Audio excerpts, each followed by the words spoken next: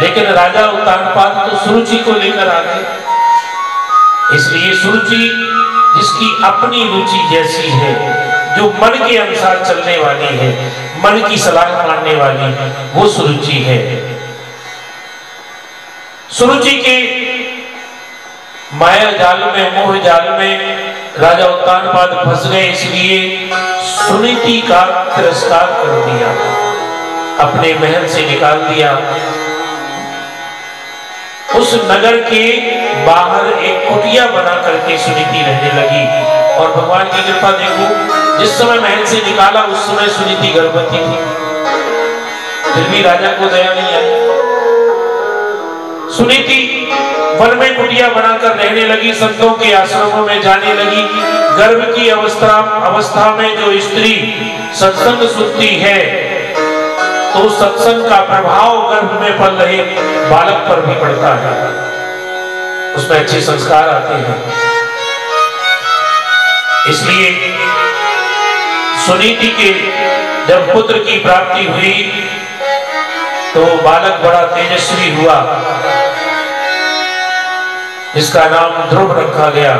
बड़ा ही होनहार, बड़ा तेजस्वी है। कहते हैं होनहार निर्वाण के लखत चीखने पाता। पालने में ही बालक के पांव दिख जाते हैं, कैसा हुआ ये। ध्रुव बड़े संस्कारी हैं। ध्यान देना, अगर माता चाहे तो बालक को संत बना दे और माता चाहे तो बालक को चोर बना दे, डाकू बना दे, क्योंकि मां की गोद ही एक ऐसी प्रयोगशाला है जहां श्रेष्ठ व्यक्तित्व और उत्तम संस्कारों का निर्माण होता है।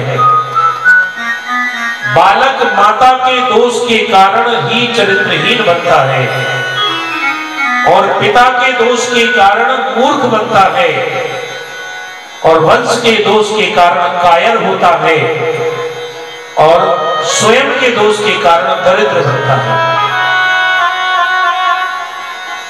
संत महापुरुषों की शरण मिली, छोटे से बालक को लेकर के सुनीति आश्रमों में जाती, सत्संग सुनती, तो बालक में भी अच्छे संस्कार पड़े, ध्रुव संस्कारी हो गए।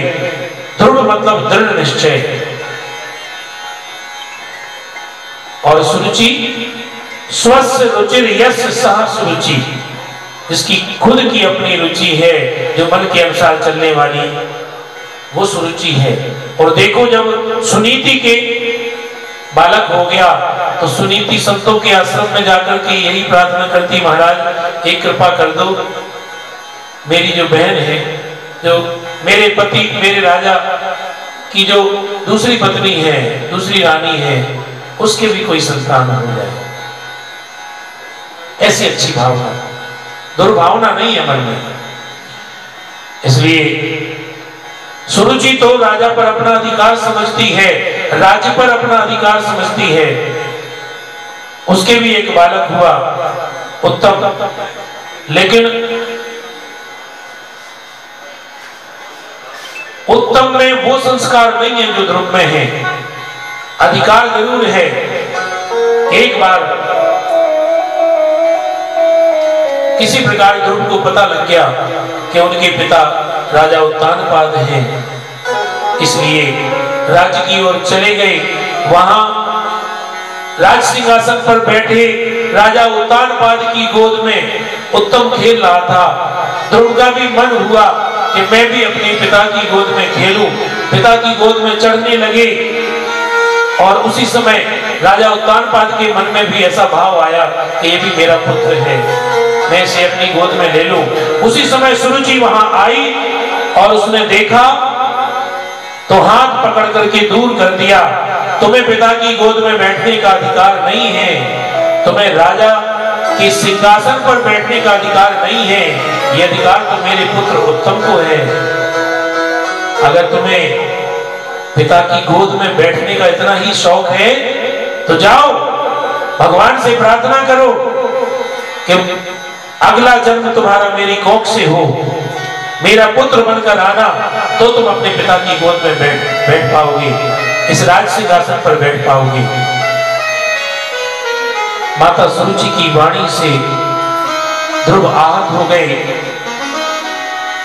मन को बहुत चोट पहुंची। रोते रोते अपनी माता सुनीति के पास गए, मां से लिपट करके रोने लगे कि मां, क्या पिता की गोद में बैठने का अधिकार केवल उत्तम को है? क्या मैं अपने पिता की गोद में नहीं बैठ सकता?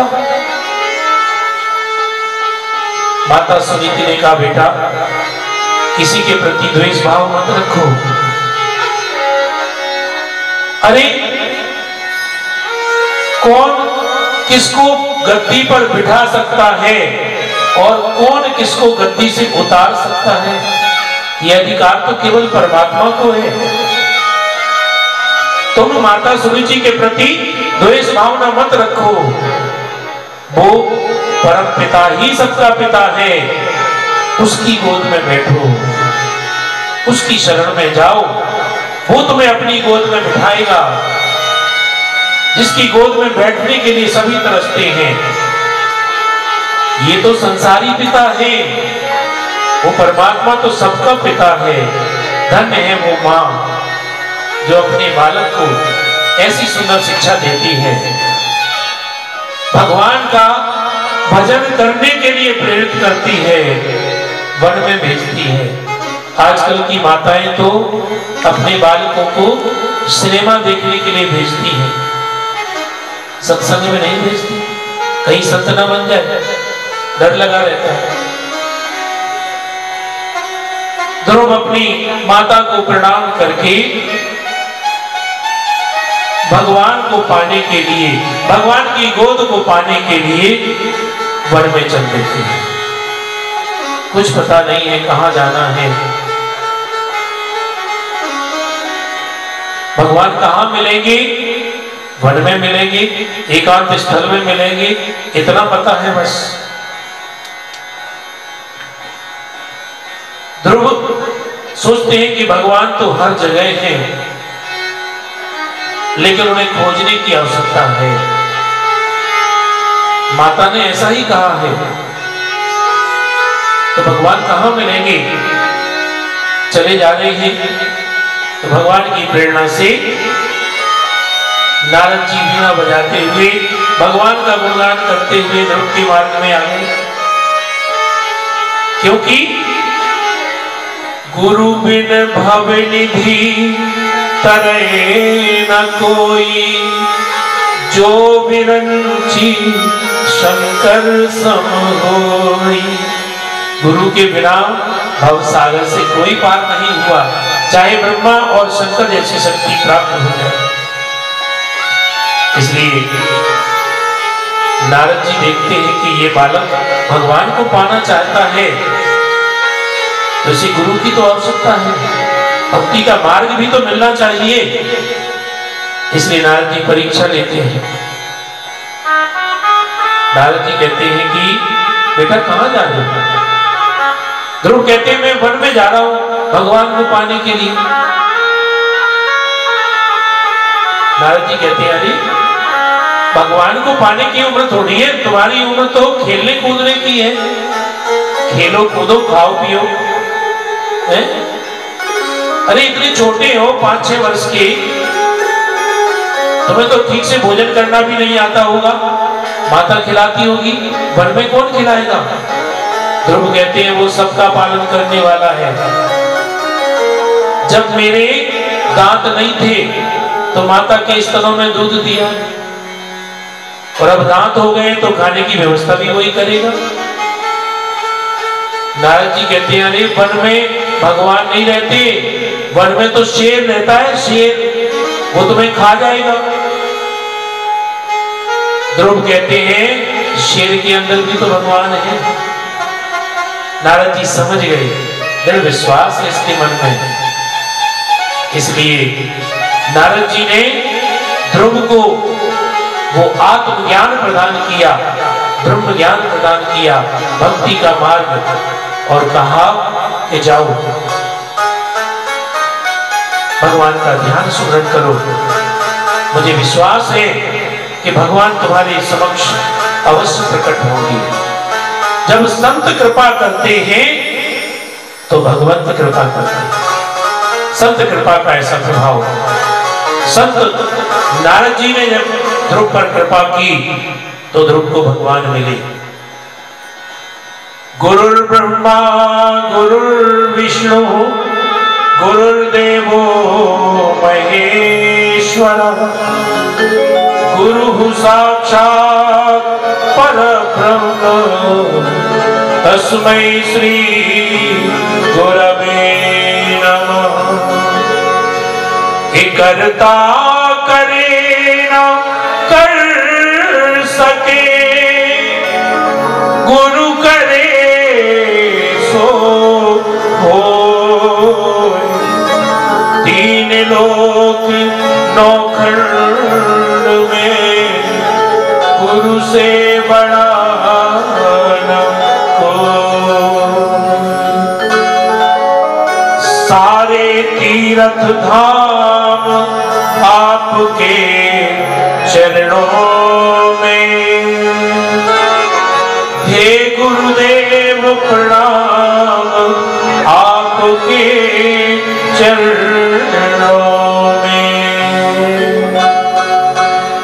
जन्म के दाता माता पिता ने जिस पर मां की कृपा हो जाए और जिस पर महात्मा की कृपा हो जाए तो उस पर परमात्मा अवश्य कृपा करते हैं। बोलो राधे राधे। ध्रुव वन में जाकर के भगवान का ध्यान करते हैं, कीर्तन करते हैं, 12 अक्षर का जाप करते हैं। ओम नमो भगवते वासुदेवाय, ओम नमो भगवते वासुदेवाय। सभी ताली बजा के भगवान के 12 अक्षर 12 अक्षर के इस नाम का जाप अवश्य करेंगे। ओम नमो भगवते वासुदेवाय, ओम नमो भगवते वासुदेवाय, ओम नमो भगवते वासुदेवाय, वासुदेवाय वासुदेवाय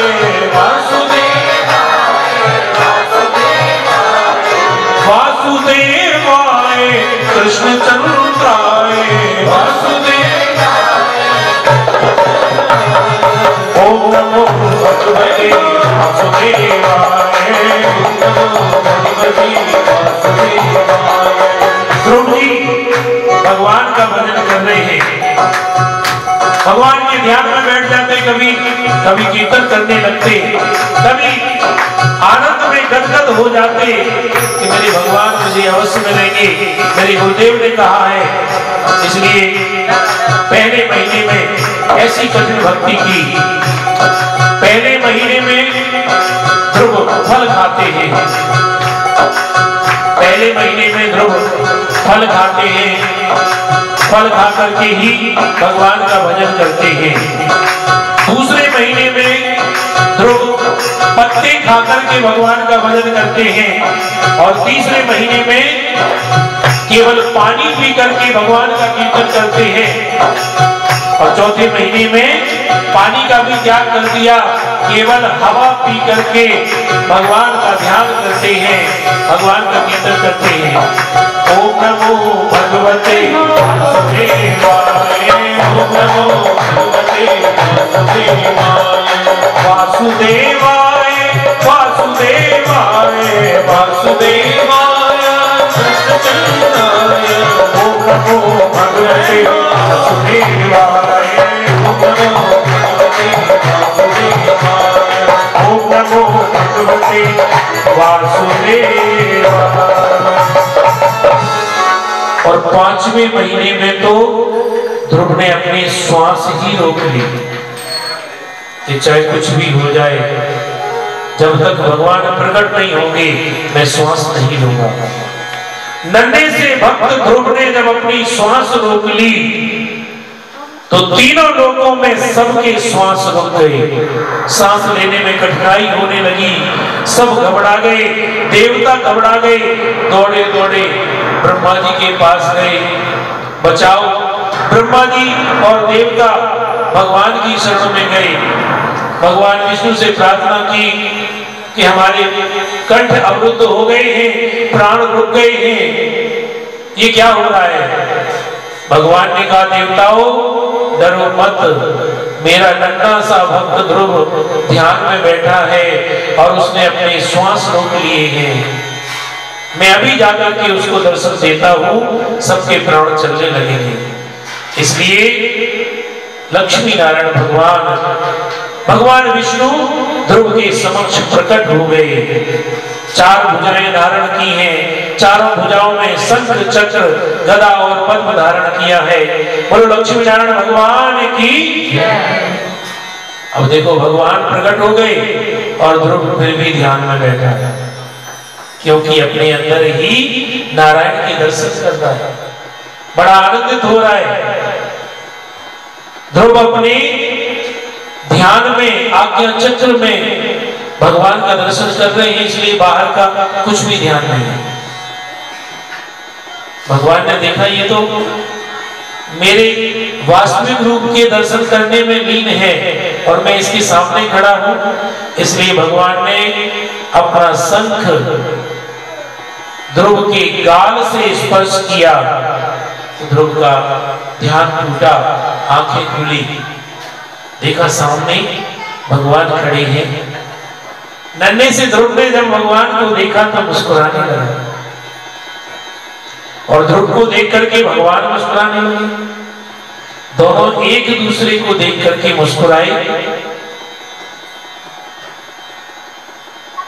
तो परीक्षित भी मुस्कुराने लगे। सुखदेव जी को मुस्कुराते देख करके परीक्षित भी मुस्कुराने लगे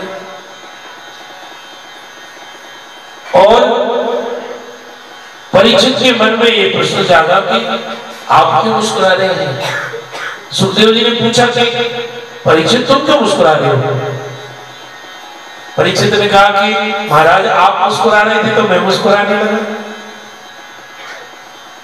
सुखदेव जी ने कहा मैं तो इसलिए मुस्कुरा रहा था कि मैंने लीला में देखा कि नन्हा सा भक्त मुस्कुरा रहा है और भगवान भी मुस्कुरा रहे हैं, तो ध्रुव इसलिए मुस्कुरा रहा है कि मेरे सामने भगवान खड़े हैं, मैं क्या मांगू, मुझे तो कुछ मांगना ही नहीं आता। भगवान इसलिए मुस्कुरा रहे हैं कि देखो मैं इसके सामने खड़ा हूं तो ये कुछ भी नहीं मांग रहा। अगर मैं किसी देवताओं के समक्ष खड़ा होता तो देवता मांगने की बहुत लंबी लिस्ट बना लेते। ये सोच करके देवता भी मुस्कुरा रहे हैं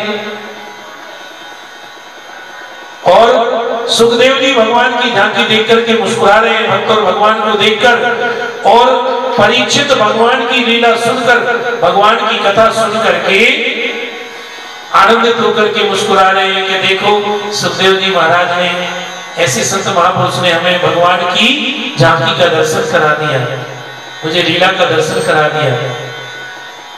भगवान ने जैसी अपना शंख ध्रुव के गाल से स्पर्श किया, ध्रुव के अंदर वेद वेदांतों का ज्ञान प्रकट हो गया। भगवान चाहे तो गूंगा भी बोल सकता है। मूकम करोति वाचालम पंगुम लंघयते गिरिम यत्कृपातमहं वंदे परमानंद माधवम।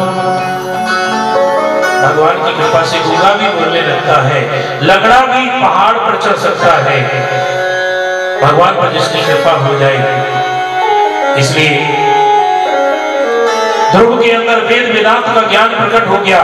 ध्रुव ने बड़ी सुंदर स्तुति की, हे प्रभु मेरी सोई हुई वाणी को आपने जगा दिया। बहुत सुंदर प्रार्थना की, स्तुति की, और भगवान बोले कि ध्रुव तुम्हारे मन में जो भी इच्छा है वरदान मांग लो। ध्रुव भक्ति मांगते हैं क्योंकि भगवान की भक्ति से श्रेष्ठ और कुछ नहीं है। लेकिन भगवान कहते हैं तुमने तो तपस्या राजगद्दी पाने के लिए की थी। ध्रुव कहते हैं भगवान अब कोई इच्छा नहीं है, आप हमें मिल गए बस। भगवान कहते हैं नहीं, तुम्हें राज्य का सुख भोगना पड़ेगा, जाओ। तुम्हारे पिता तुम्हारा इंतजार कर रहे हैं, तुम्हारी माता सुरुचि के मन में भी प्रायश्चित है, राजगद्दी तुम्हारा इंतजार कर रही है। भगवान ने ध्रुव को अपनी गोद में बिठाया और कहा, देखो तुम्हें मेरी गोद तो मिली ही, संसार की गद्दी भी मिलेगी, तुम्हें सारी दुनिया जानेगी, तुम अमर हो जाओगे, अचल हो जाओगे, अटल हो जाओगे। ध्रुव ने 6 वर्ष की उम्र में भगवान को पा लिया। जरा सोचो, ध्रुव अर्थात दृढ़ संकल्प, ध्रुव अर्थात अविनाशी, जो मन में दृढ़ निश्चय करता है, दृढ़ संकल्प करता है, भगवान उसे ही मिलते हैं। अटल निश्चय करने से भगवान मिल जाते हैं। हम एक छोटा सा संकल्प नहीं कर पाते। भगवान की कथा सुन करके हम संकल्प करें कि हम कोई बुराई जरूर छोड़ेंगे, कोई अच्छी आदत डालेंगे तो जीवन सुंदर बन जाएगा। एक व्यक्ति ने भी सुना कि हरिद्वार में कोई व्यक्ति गया होगा, अनेकों प्रकार की बुरी आदतें थी, तो हरिद्वार में गंगा जी में स्नान करके आया, वहां पंडित जी ने कुछ पूजा करवाई होगी, संकल्प करवाया होगा और उसके मन में दृढ़ निश्चय होगा, तो उसने अपनी सारी बुरी आदतें छोड़ दी। तो उसने किसी और को बताया, तो ऐसी बहुत सारी बुरी आदतें रखने वाला व्यक्ति वो सोचा कि मैं भी हरिद्वार जाऊं और मैं भी अपनी सारी बुरी आदतें छोड़ के आ जाऊं। इसलिए हरिद्वार पहुंचा और वहां पर पंडित जी दिखाई दिए, तो वहां पंडित जी तो तुरंत यजमान को ढूंढते हैं। उन्होंने देखा कि ये पंडित जी को तलाश रहा है, तुरंत पहुंच गए। हाँ यजमान बताओ, बोले करवा देंगे, रखो हाथ में 1100 रुपए और संकल्प करो। किस बात का संकल्प करना है बताओ? पितरों की मुक्ति के लिए, किसके लिए? बोले नहीं महाराज, हमने सुना है यहाँ पे सारी बुरी आदतें छूट जाती हैं गंगा जी में स्नान करने से, तो मुझ में बहुत सारी बुरी आदतें हैं, तो वे सब छूट जाएं, ऐसा संकल्प करा दो। पंडित जी ने कहा ठीक है, 1100 रुपए हाथ में रखो, संकल्प करो। बोले नहीं पंडित जी 1100। पंडित जी ने कहा अच्छा ठीक है, 1100 रखोगे तो 11 आदतें छूट जाएंगी, 11 बुरी आदतें। वो व्यक्ति बोला नहीं पंडित जी आप छुड़वाओ, ऐसे नहीं। पंडित जी ने सोचा शायद इसको दक्षिणा ज्यादा लग रही है, इसलिए बोले अच्छा ठीक है, ऐसा करो 500 रुपए रखो और 5 बुरी आदतें छोड़ने का संकल्प करो और डुबकी लगाओ। वो व्यक्ति बोला नहीं पंडित जी, नहीं अभी मेरी समझ नहीं आ रहा, कुछ आप ही छुड़वाओ, ऐसे नहीं। पंडित जी ने सोचा कि लगता है इसको 500 भी ज्यादा लग रहे, तो पंडित जी बोले अरे भले मानस 200 रुपए रख करके संकल्प कर और 2 बुरी आदतें छोड़ने का संकल्प कर। उस व्यक्ति ने कहा नहीं पंडित जी ऐसे नहीं। तो पंडित जी ने कहा अरे 100 रुपए तो रख ले और एक आदत छोड़ने का, एक बुरी आदत छोड़ने का संकल्प तो कर ले, एक डुबकी लगा ले चलते। उसने कहा कि ठीक है पंडित जी आप कहते हो तो ऐसे करते हैं। 100 रुपए हाथ पे रखे, पंडित जी ने कहा कि मन में संकल्प करो। पंडित जी ने संकल्प बोला और बोले एक बुरी आदत छोड़ने का संकल्प लेकर के डुबकी लगाओ। जैसे उस व्यक्ति ने डुबकी लगाई और बाहर निकला, पंडित जी तो अपनी दक्षिणा पहले पा चुके थे 100 रुपए। पंडित जी ने सोचा पूछ तो ले आखिर इसने छोड़ा क्या है, इसलिए पूछा कि कौन सी बुरी आदत छोड़ने का संकल्प किया। वो व्यक्ति बोला कि मैंने ये संकल्प किया है कि अब की बार तो हरिद्वार आ गया, आज के बाद कभी नहीं आऊंगा। बोलो राधे राधे। ऐसा संकल्प ऐसा हो जो जीवन को बदल दे, जीवन को सुंदर बना दे। भगवान की भक्ति का संकल्प, भगवान का भजन करने का संकल्प, भगवान का ध्यान सुमरण करने से, भजन कीर्तन करने से सब बुरी आदतें छूट जाती हैं। बोलो राधे राधे। भगवान छल कपट पसंद नहीं करते। निर्मल मन जन सो मोहि पावा, मोहि कपट छल छिद्र न भावा। भगवान तो निर्मल स्वभाव को पसंद करते हैं, बनावटी बातें नहीं। हम जैसे हैं, अच्छे हैं, बुरे हैं, हे प्रभु आपके समक्ष हैं। मैं जैसा भी हूं तुम्हारा भी ये भाव हो। मेरा जीवन तेरी शरण, मेरा जीवन तेरी। तो भगवान कैसे मिलते? माता सुनीति से कहा कि आप हमें प्रेरणा नहीं देती तो मैं वन में क्यों जाता? जो हुआ अच्छा हुआ। पिता को प्रणाम किया, आपने मां के मोह के कारण मुझे गोद में नहीं बिठाया, तो मेरे मन में भगवान के प्रति जिज्ञासा जगी। इसलिए ध्रुव राजगद्दी पर बैठ गए हैं और राज्य का संचालन करने लगे हैं। लेकिन जो सुरुचि का पुत्र है उत्तम, वो बड़ा उद्दंड है। यक्ष के बगीचे में जाकर के बगीचे को उजाड़ने लगता है। यक्ष जब रोकते हैं तो उन्हें मारने लगता है। तो यक्षों के द्वारा उत्तम की मृत्यु हो जाती है। तो ध्रुव को क्रोध आ जाता है और यक्षों को मारने लगते हैं। तो स्वयं मनु आकर के ध्रुव को सत्संग सुनाते हैं। ध्रुव को भगवान तो मिल गए थे लेकिन सत्संग नहीं मिला था, इसलिए क्रोध पर संयम नहीं था।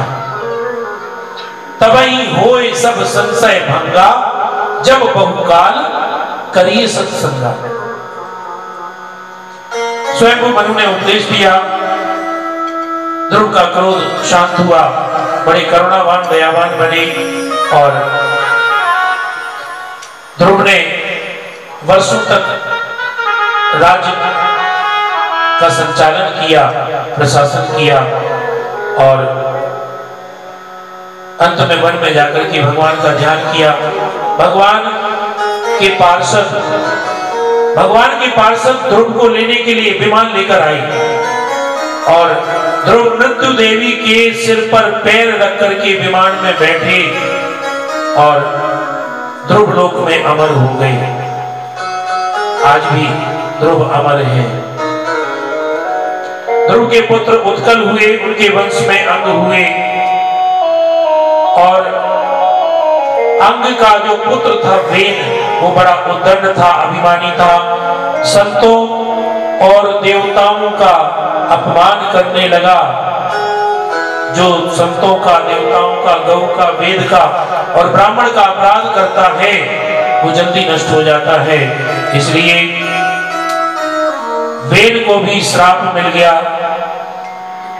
और संतों के श्राप से वेन की मृत्यु हो गई। तो वेन के शरीर का मंथन किया गया और वेन के शरीर को के मंथन करने से मंत्र शक्ति से वेन के शरीर से परमात्मा प्रकट हुए। पृथु महाराज भगवान का अवतार है। बोलो पृथु महाराज की जय। पृथु महाराज की पत्नी अर्ची और पृथु महाराज अपने राज्य का संचालन करने लगे। उनके राज्य में अकाल पड़ गया तो क्रोध में आकर के पृथु महाराज पृथ्वी को मारने के लिए दौड़े। तो पृथ्वी ने बड़ा सुंदर उपदेश दिया कि कर्मणाम जायते जंतु कर्मणि विलीयते, सुखम दुखम भयम क्षेमम कर्मणि वाभिपत्यते। कर्म का उपदेश दिया। कर्म प्रधान विश्व रची राखा, जो जस करे सो तस फल चाखा। इसलिए पृथ्वी के उपदेश के द्वारा जब पृथु महाराज ने अपनी सारी प्रजा को समझाया कि अपना अपना कर्म करो और सारी प्रजा अपने कर्म को करने लगी तो प्रजा खुशहाल हो गई, वर्षा होने लगी, अन्न धन की वृद्धि होने लगी। और पृथु महाराज ने यज्ञ किया। उनके यज्ञ के घोड़े को इंद्र ने चुरा लिया, लेकिन 99 यज्ञ में भगवान ने वरदान दिया। वरदान मांगने को कहा तो पृथु महाराज ने कहा कि भगवान हमें 10,000 कानों के बराबर सुनने की शक्ति प्रदान करे। मतलब भगवान की कथा सुन करके कभी कान अघाए नहीं। रामचरित जे सुनहि अगाही, रस विशेष तिन जाना न है। इसलिए पृथु महाराज के संबंध सूर्य से बनाकर रखता है। सूर्य उदय होता है, कमल का फूल खिल जाता है, सूर्यास्त होता है, कमल का फूल बंद हो जाता है। अर्थात शरीर के द्वारा संसार के सभी कर्म करें, परिवार की जिम्मेदारी निभाएं, समाज के प्रति, देश के प्रति, लेकिन जो भगवान के प्रति जिम्मेदारी है वो जरूर निभाएं, मन भगवान के चरणों में लगाएं। इसलिए जब भरत जी वन में गए और वहां उन्होंने एक हिरनी को जब देखा कि वो सिंह की आवाज से डर करके नदी के उस पार जाना चाहती है, गर्भिणी है, और अब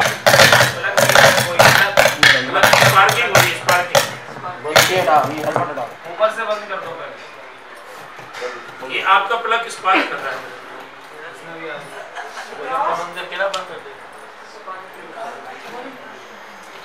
बोलो राधे राधे।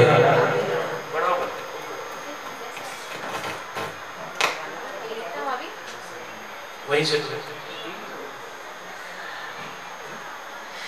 हिरण के बच्चे का चिंतन था मन में, उसी समय मृत्यु आ गई। तो गीता में भगवान श्री कृष्ण कहते हैं कि अंतिम समय में जिसका जैसा भाव होता है वैसी गति होती है। यम यम वापि स्मरण भावम त्यज त्यन्ते कलेवरम तम तमे वैति कौन्ते सदा तद्भाव भाविता। इसका अंत समय में जैसा चिंतन होगा वैसे उसकी गति होगी। भरत जी के मन में चिंतन था हिरण का, इसलिए अगला जन्म उनका हिरण की योनि में हुआ। हिरण बनना पड़ा, बड़ा प्रायश्चित था मन में। जंगल में आग लग गई, सब जानवर भागकर चले गए, लेकिन हिरण के रूप में जो भरत जी थे उन्होंने बीच में प्रहलाद नाच रहा है और षंड और अमर आचार्य नाच रहे हैं और सैनिक भी नाच रहे हैं और सब गा रहे हैं भजमन नारायण नारायण नारायण भजमन नारायण नारायण नारायण लक्ष्मी नारायण नारायण नारायण विष्णु नारायण नारायण नारायण सत्य नारायण नारायण सत्य नारायण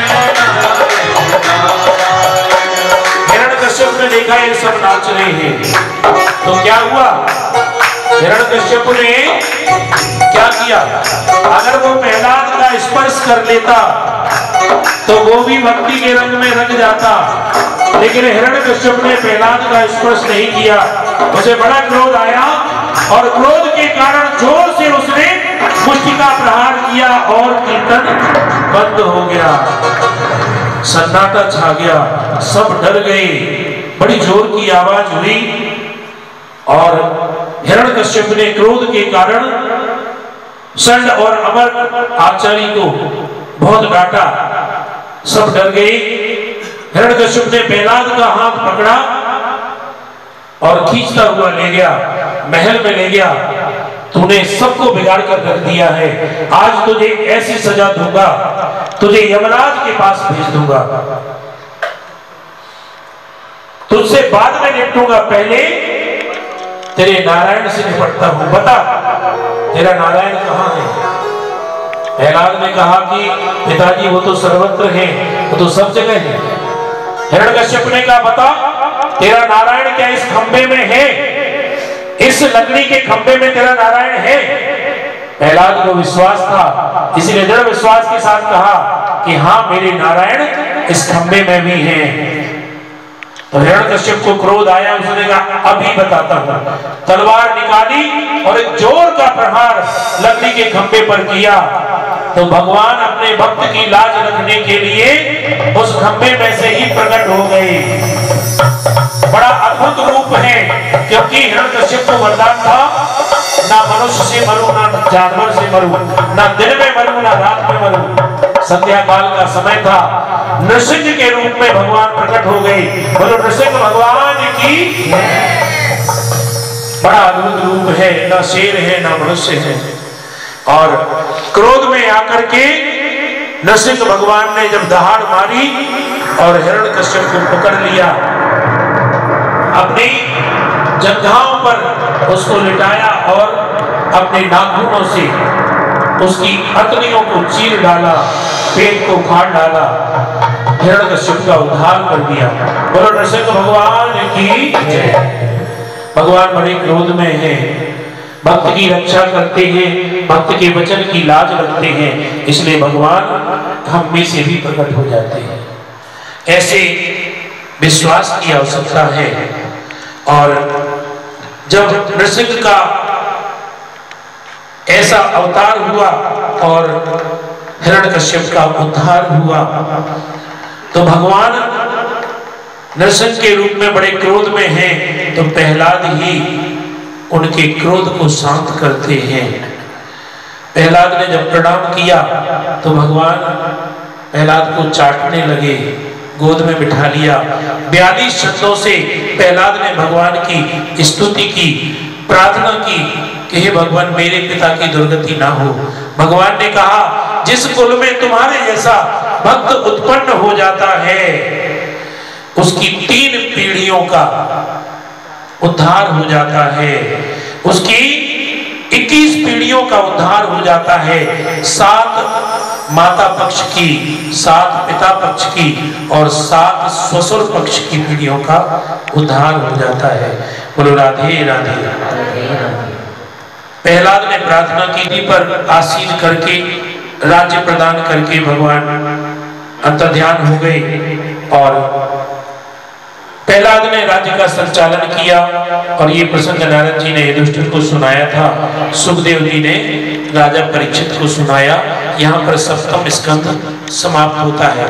बोलो बांके बिहारी लाल की जय। बोलो राधे राधे। अब आरती करेंगे। कल चतुर्थ दिवस की कथा है, ध्यान दीजिए। 2 मिनट राधे गोविंदा मैं भजले हरि का प्यारा नाम है, गोपाला हरि का प्यारा नाम है, नंदलाला हरि का प्यारा नाम है, गोपाला हरि का प्यारा नाम है, नंदलाला हरि का प्यारा नाम है। श्री राधे गोविंदा जय हो, भजले हरि का प्यारा नाम है। श्री राधे गोविंदा मैं भजले हरि का प्यारा नाम है। जय नंदलाला जय गोपाला, जय नंदलाला जय गोपाला, जय नंदलाला जय गोपाला, जय नंदलाला जय गोपाला। श्री राधे जय हो।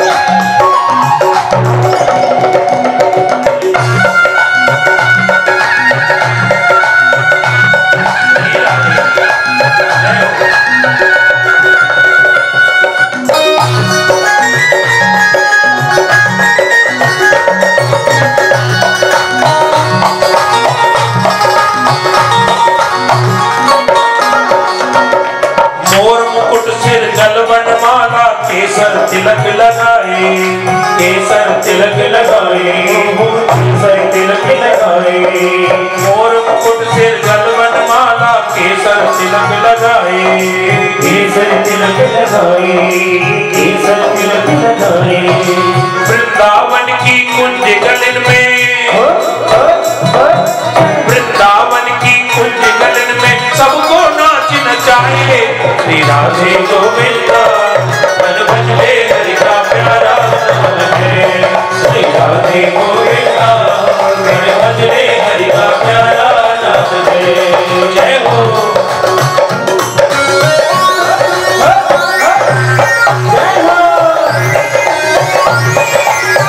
राधे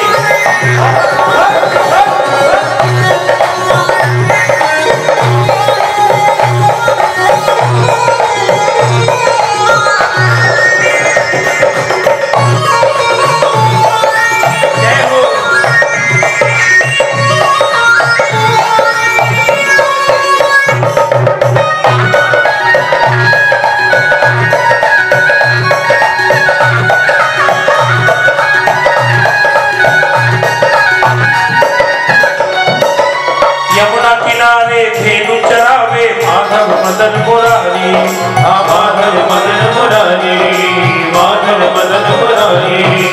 यमुना किनारे धेनु चरावे माधव मदन मुरारी, माधव मदन मुरारी, माधव मदन मुरारी। अरे मधुर मुरलिया यदि बजावे, मधुर मुरलिया यदि बजावे, हर ले सुध बुध सारी। राधे गोविंदा मन मुझे हरि का प्यारा नाम है, श्री राधे गोविंदा मन मुझे हरि का प्यारा नाम है। गोपाला हरि का प्यारा नाम है, नंदलाला हरि का प्यारा नाम है। गोपाला हरि का प्यारा नाम है, नंदलाला हरि का प्यारा नाम है। श्री राधे गोविंदा मन मुझे हरि का प्यारा नाम है, श्री राधे गोविंदा मन मुझे हरि का प्यारा नाम है।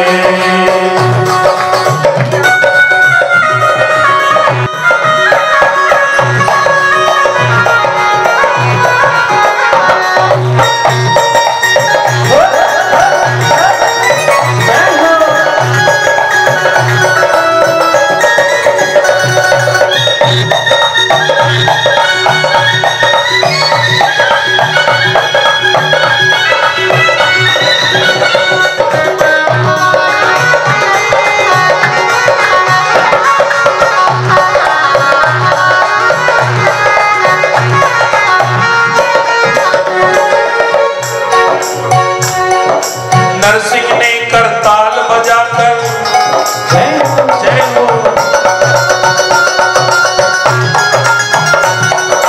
नरसिंह ने करताल बजाकर सांवरिया को रिझाया, सांवरिया को रिझाया, सांवरिया को रिझाया। नरसिंह ने करताल बजाकर सांवरिया को रिझाया, सांवरिया को रिझाया, सांवरिया को रिझाया।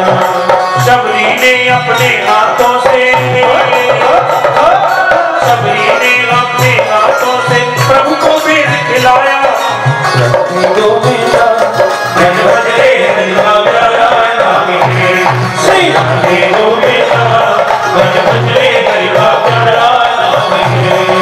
जय नंदलाला जय गोपाला, जय नंदलाला जय गोपाला, जय नंदलाला जय गोपाला, जय नंदलाला जय गोपाला। नाम कन्हैया, नाम कन्हैया भवसागर से सबको पार लगाए, सबको पार लगाए, सबको पार लगाए। गोविंद बोलो हरि गोपाल, गोविंद बोलो हरि गोपाल बोलो, गोविंद बोलो हरि गोपाल बोलो, गोविंद बोलो हरि गोपाल बोलो, गोविंद बोलो गोपाल बोलो, गोविंद बोलो गोपाल बोलो। राधा रमण हरि गोपाल बोलो, राधा रमण हरि गोपाल बोलो। नाम कन्हैया भवसागर से सबको पार लगाए, सबको पार लगाए, सबको पार लगाए। हर नाम से देखो गणिका तर गई, नाम से देखो गणिका तर गई। तोता घर में पढ़ाए, हाँ तोता घर में पढ़ाए, हाँ तोता घर में पढ़ाए। श्री राधे गोविंदा मन मुझे हरि का प्यारा नाम है, श्री राधे गोविंदा मन मुझे हरि का प्यारा नाम है। गोपाला हरि का प्यारा नाम है, नंदलाला हरि का प्यारा नाम है। गोपाला हरि का प्यारा नाम है, नंदलाला हरि का प्यारा नाम है। श्री राधे गोविंदा मन मुझे हरि का प्यारा नाम है।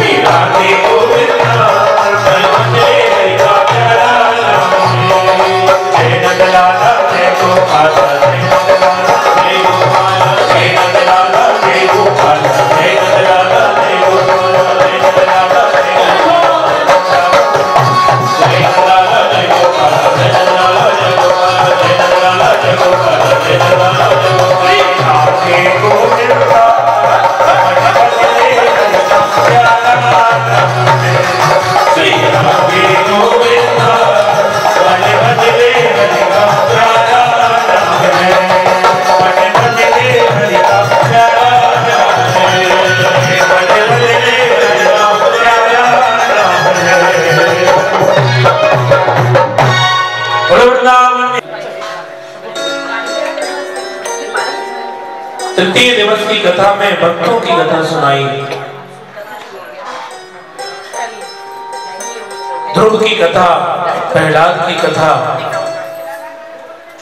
अजामिल की कथा। ये कथाएं हमारे जीवन को प्रेरणा देती हैं।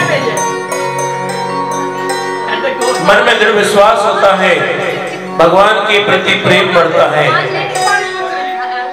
और उस मार्ग पर चलने की शक्ति मिलती है, क्योंकि भक्ति के मार्ग पर चलना तलवार की धार पर चलने के समान है। श्रीमद् भागवत महापुराण के अष्टम स्कंद को सुनाते हैं। परीक्षित ने पूछा कि भगवान बाद नारायण एतत्ते श्रोतुमिच्छामहे वयम् हरिर्यथा गजा गजपतिं ग्राहग्रस्तममुचत।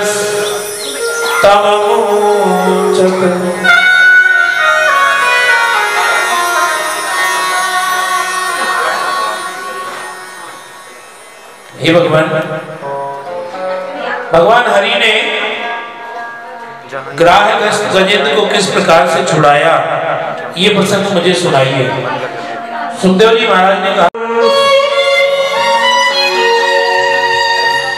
आसीत् गिरिवरो राजन् त्रिकूट इति विश्रुतः क्षीरोदेनावृतः श्रीमान् योजनायुतमुच्चितः।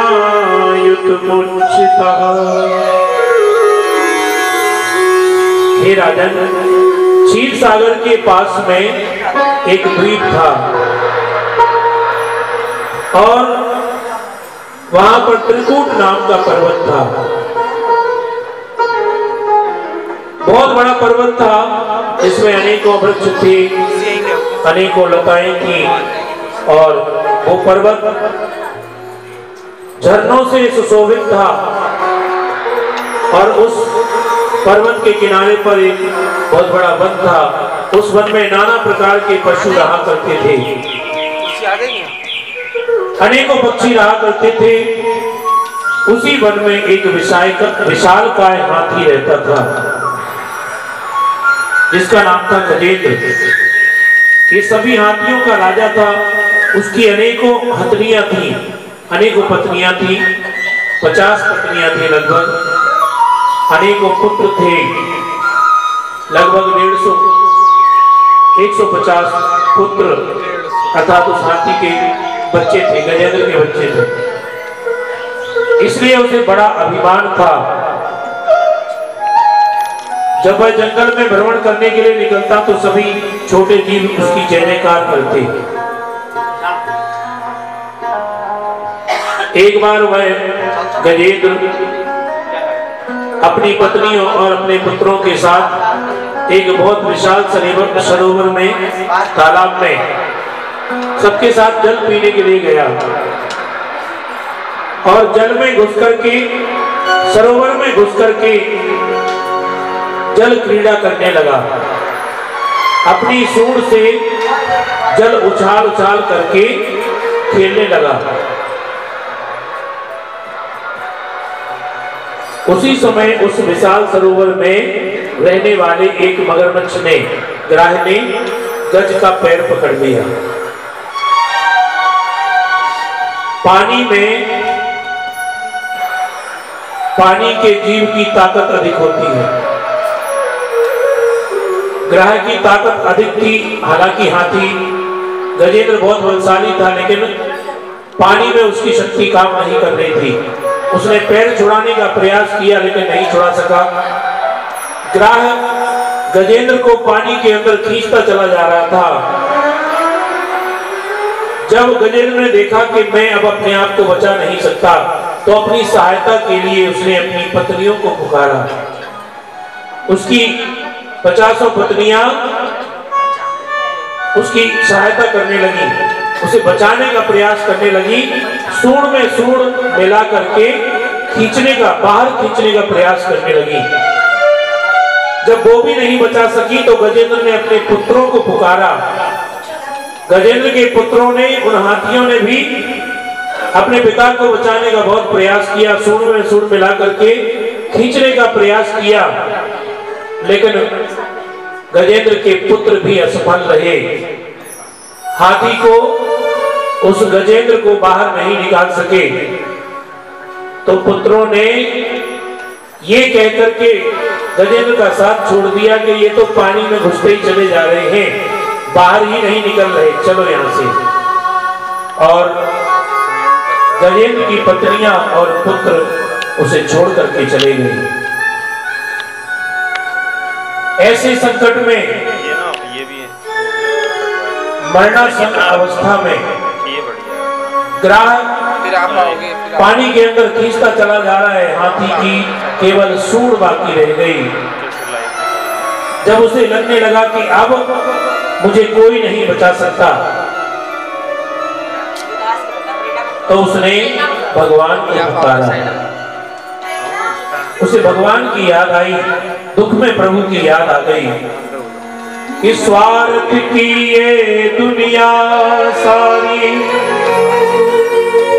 कोई न साचा मीत, जग की प्रीत तो झूठी सारी, प्रभु की साची प्रीत।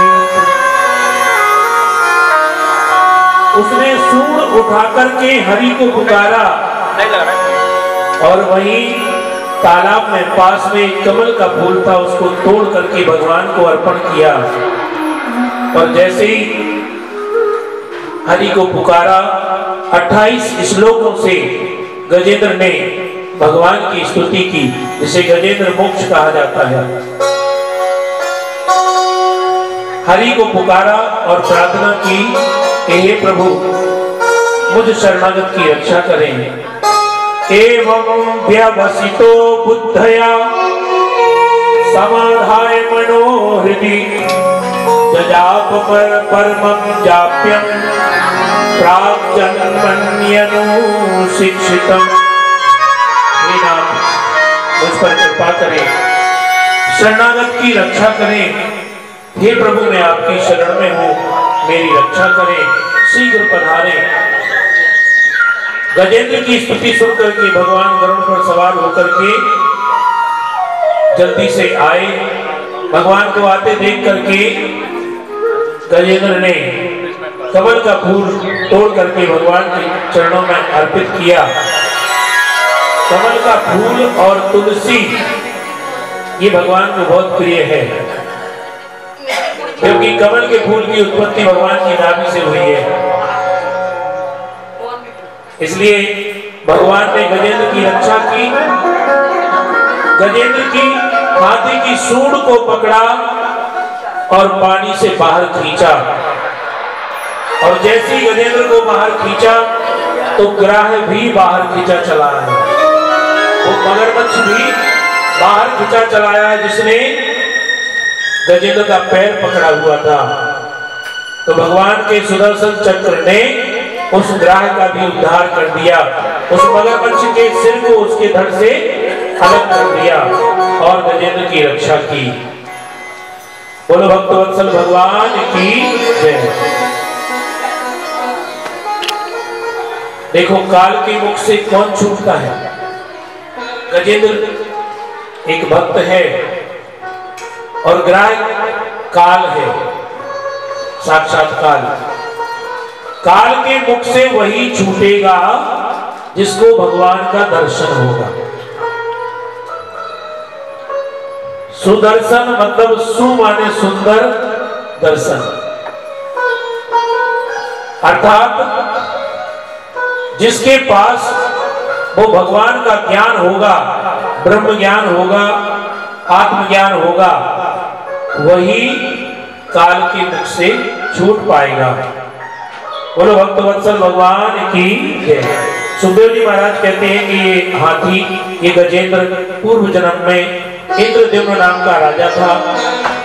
एक बार पूजन में बैठा हुआ था, उसी समय अगस्त मुनि वहां आए और अगस्त मुनि को देखकर उसने प्रणाम नहीं किया। अगस्त्य मुनि को प्रणाम नहीं किया, इसलिए अगस्त्य मुनि ने शाप दे दिया कि गज के समान, हाथी के समान बैठा है, जड़ योनि में चला जा। इसलिए वो इंद्रद्युम्न राजा गजेंद्र बन गया था। और जो ग्राह था वो पहले हूहू नाम का गंधर्व था। सरोवर में स्नान करते हुए देवल ऋषि का पैर जब उसने पकड़ करके खींचा तो उस गंधर्व को देवल ऋषि ने श्राप दिया था कि तू ग्राह की तरह पैर को खींच रहा है, जा ग्राह हो जा, मगरमच्छ हो जा। इसलिए उस ग्राह बने गंधर्व को भी मुक्ति मिल गई, गंधर्व लोक में चला गया।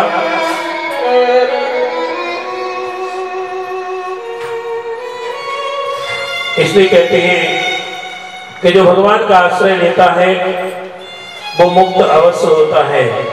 तेरी बन गई है गोविंद गुण गाए से।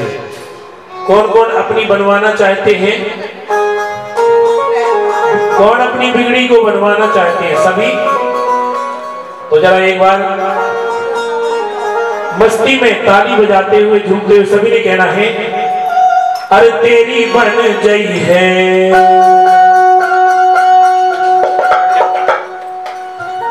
तेरी बन गई है, तेरी बन गई है गोविंद गुण गाए से। तेरी बन गई है गोविंद गुण गाए से। तेरी बन गई है गोविंद गुण गाए से। तेरी बन गई है गोविंद गुण गाए से। गोविंद गुण गाए से, गोविंद गुण गाए से, गुण गाए से, गोविंद गुण गाए से। तेरी बन गई है, तेरी बन गई है गोविंद गुण गाए से। तेरी बन गई है गोविंद गुण गाए से। तेरी बन गई है।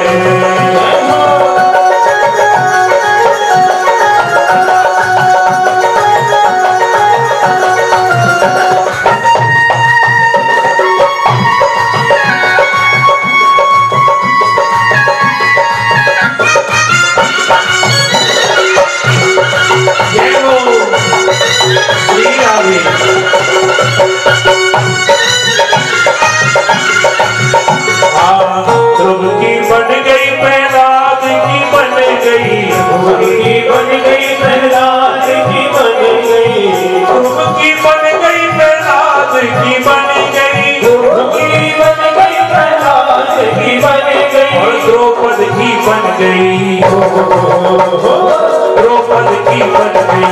तीन के बनाए से तेरी बन गई है गोविंद गुण गाए से। तेरी बन गई है।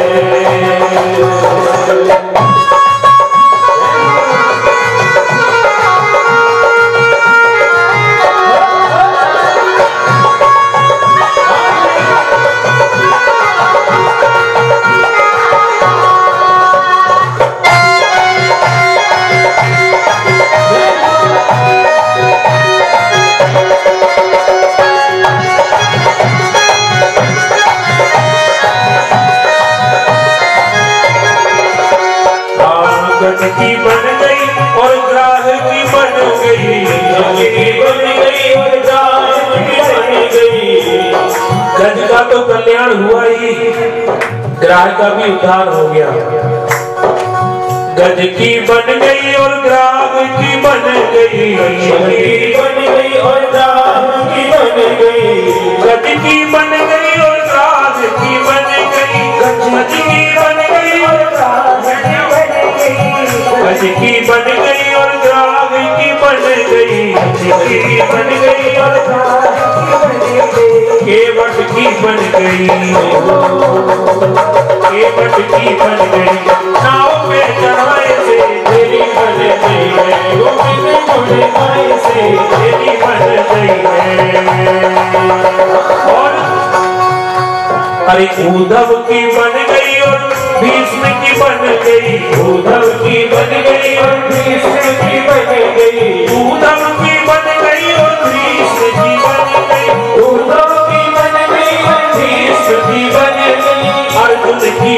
गई